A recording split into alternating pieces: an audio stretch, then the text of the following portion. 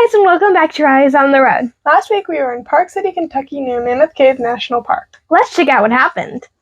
Our campground was right outside Mammoth Cave with pretty nice facilities. Mom got a barbecue for her birthday and was excited when Dad tried it out. As our first outing, we went to Lincoln's Birthplace National Historical Park. We went through the visitor center, then saw the miniature Lincoln Memorial with the replicated log house inside. Next, we saw the spring on the property. After that, we went to see the Knob Creek Farm where Abraham grew up. His earliest memories are here. Sadly, it was closed. National Corvette Museum was a cool stop. Corvette was the first sports car in America. The only factory in the world is right across the street from the museum. Interestingly enough, a Corvette is a certain type of battleship, which is where the sports car got its name. We got to see lots of cool old cars from different Corvette eras on our tour. There were some really awesome displays. Corvettes have been racing for years, and there are lots of different models that have made it big. To design a new car, Corvette designers make a full-size clay model with every little detail. A big sinkhole opened up in the Corvette Museum Sky Dome in 2014. Thankfully, no one was hurt because it was early in the morning, but 7 valuable cars fell in and only a few were able to be fixed. They fixed the cave-in but left a little hole to see how deep the sinkhole was.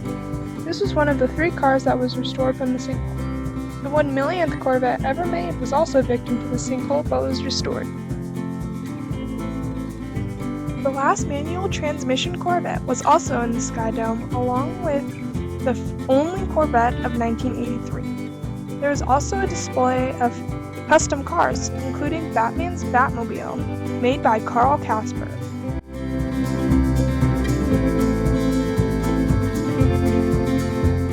We got to design our own Corvettes in the last exhibit we went to. I think we did pretty well.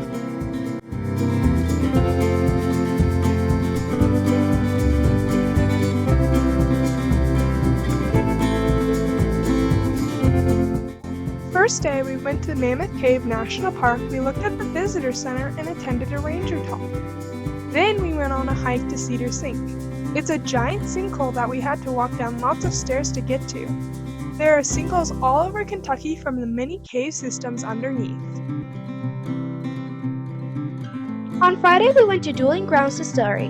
My mom got a mint julep to start with. She had been looking for one for quite a while but couldn't find one because the Kentucky Derby had taken a bunch of mint. Then we went on the tour. It was amazing. Our tour guide was great and answered all of our questions. Kentucky makes 95% of the bourbon in the world. Bourbon has a lot of laws, like bourbon has to be made in the U.S., made of at least 51% corn, can't have any added flavorings or colorings, must be in new charred oak barrels, and lots of others. The distillery gets its name from the dueling grounds used in the 1820s, just a little while away. To make the bourbon, the first step is to mix the base ingredients and ferment it. This is when the yeast is added. Then you separate the liquid from the leftover solids. The Dueling Ground Distillery gives their solid mixture to a farmer for his cows to eat. Next, you distill it in this silver machine. Then it is put in a new charred oak barrel and aged. For bottle and bond, it has to be aged for a minimum of 4 years. Then Dueling Ground Distillery hand-stick all of the labels. My mom and dad got samplers.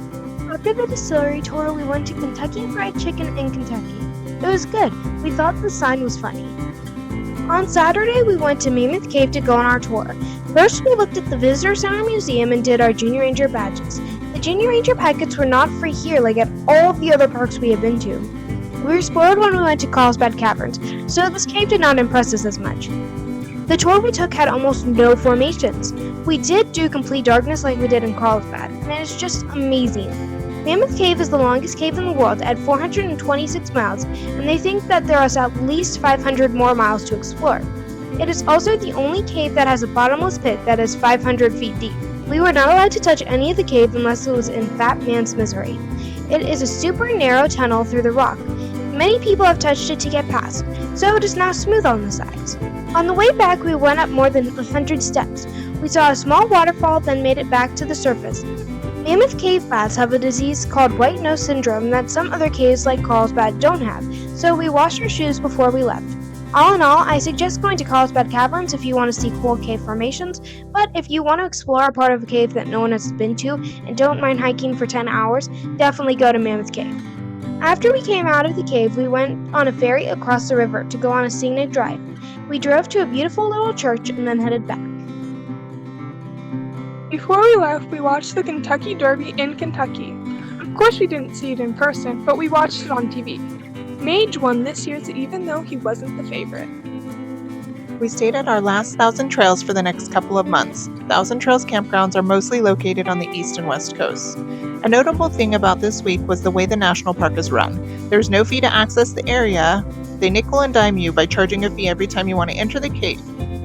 And outside your guided tour, you are not allowed to explore on your own. Our tour had over 50 people and felt very rushed. The park was akin to a county fair where once you step inside, you are charged for everything, including Junior Ranger books. We were not impressed. See you next week on Rise on the Road. Bye!